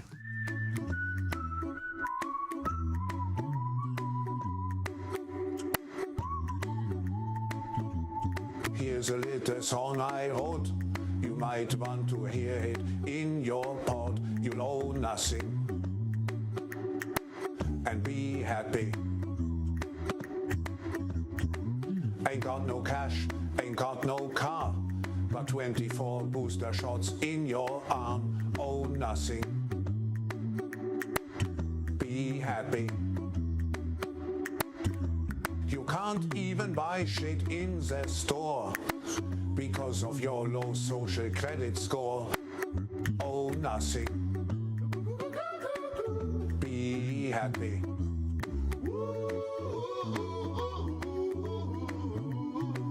You'll own nothing and be happy. Be happy and eat the bugs. Whether you're feeling like the blues or bluegrass, APS Radio has you covered. Check out a wide variety of channels on our app at apsradio.com.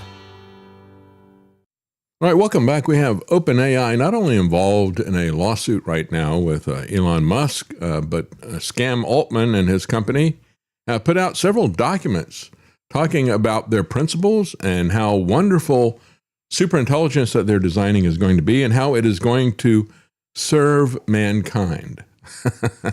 Heard that before, haven't we? Industrial policy for the intelligence age. Ideas on keeping people first. You know, when I look at that, the intelligence age, what does that bring to mind? I look at that and I think of surveillance, right? Like the intelligence community is going to be watching everything that you do. That's really, I think, the hallmark of OpenAI. And of course, there is no mention at all anywhere throughout this. He talks about all kinds of ways that, it's going to take everybody's jobs, but we'll set up universal basic income. We'll create sovereign wealth funds, and we'll do all this kind of stuff. Don't worry. You'll be happy. You'll own nothing, but you'll be happy. Nowhere in any of this is there any sense or discussion of how this stuff will be abused. Nothing at all about individual liberty. They start out their document by saying, in just a few years, AI has progressed from systems capable of narrow tasks to models that can perform general tasks people used to need hours to do. Now we are beginning a transition towards superintelligence. He defines that as AI systems capable of outperforming the smartest humans, even when they are assisted by AI. So even with AI, we're not going to be as smart as AI. Think about that, the logical the illogical statement that we have there. He said, the promise of superintelligence is extraordinary. Just as electricity transformed homes, the combustion engine remade mobility, and mass production lowered the cost of essential goods, superintelligence will speed up scientific and medical breakthroughs, significantly increase productivity, lower costs for families by making essential goods cheaper, and open the way for entirely new forms of work, creativity, and entrepreneurship. Nothing at all about the opportunity for the police to set up a surveillance state, for the government to audit every aspect of your life constantly in the smallest details. Oh, nothing at all about that. We all saw that starting to be rolled out with Doge when that came through. And so he throws out, here's just 3 different areas that he breaks this down to, which kind of reminded me of something. See if it reminds you of anything. We're going to share prosperity broadly, mitigate risks, and democratize access and agency. I looked at this and I thought, that kind of sounds to me like when Satan tempted Christ. What did he do? He says, first of all, he looks at prosperity broadly. He says, command these stones be made bread, right? And that's basically what he's telling you, that the AI is going to turn the stones to bread. But they always appeal to your love of money and prosperity, don't they? The next thing is mitigate risk. The next thing that Satan said to him is, throw yourself down. God will send his angels to bear you up, right? Well, that's, mitigate risks. Don't worry about it. Just go fast and break things, and AI will clean up the mess for us. And then the final one is democratic access and agency. You too can live like a king. You too can have slaves. We're going to provide you with robotic slaves and artificial intelligence to do your work for you. You'll live like a king. You'll be like a king, which was the third thing that Satan tempted Christ with, this kind of kingship power that is there. So they're constantly laying these types of things out. They said we need to make sure that data centers don't raise the electric rates for individuals. And we need to have some common sense AI regulation. Whenever you hear somebody talk about common sense regulation, what they're saying is, I want to do something radically prohibitive. I want to give the government all new powers. It's just common sense regulation, right? You hear that about gun control. You hear that about everything as a catchphrase. And so, we're going to have some common sense AI regulation. We're going to make sure that not only are they not going to raise your prices for electricity at these data centers, but they're actually going to be creating jobs and paying taxes. Well, we've seen one particular case, I didn't go into it in detail, $77 million at a data center that was going to create one job. Yeah, one job. In normal times, he said the case for letting markets work on their own is very strong. But see, these are not normal times.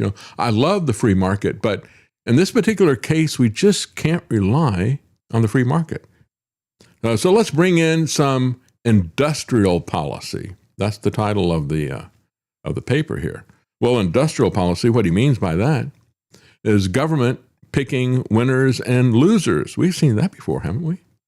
Crony capitalism, corruption, fascism. That's what the government picking winners and losers looks like. But he said, no, industrial policy can play an important role when market forces alone are not sufficient. We just can't trust the marketplace. This is a guy who famously went to Congress, he and another CEO of an AI company, and they said, this is just so important. It's going to be the lifeblood of your empire, right? You're going to have this, because if you don't and the other guys do, they're going to be the ones who are going to control everything.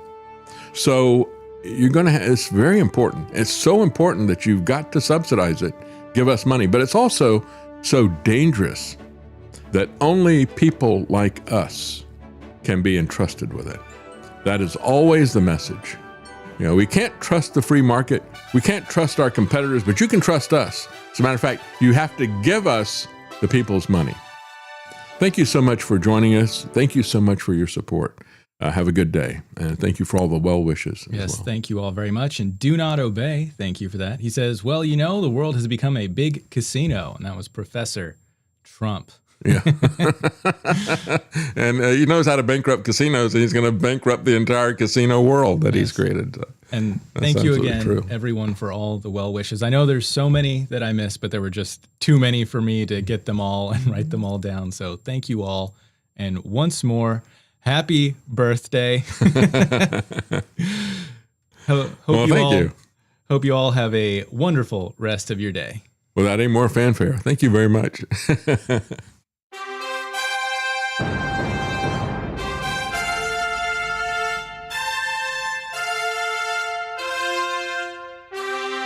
The common man. They created Common Core to dumb down our children. They created Common Pass to track and control us. Their Commons Project to make sure the commoners own nothing. And the communist future. They see the common man as simple, unsophisticated, ordinary. But each of us has worth and dignity created in the image of God. That is what we have in common. That is what they want to take away. Their most powerful weapons are isolation, deception, intimidation. They desire to know everything about us while they hide everything from us. It's time to turn that around and expose what they want to hide. Please share the information and links you'll find at thedavidknightshow.com. Thank you for listening. Thank you for sharing.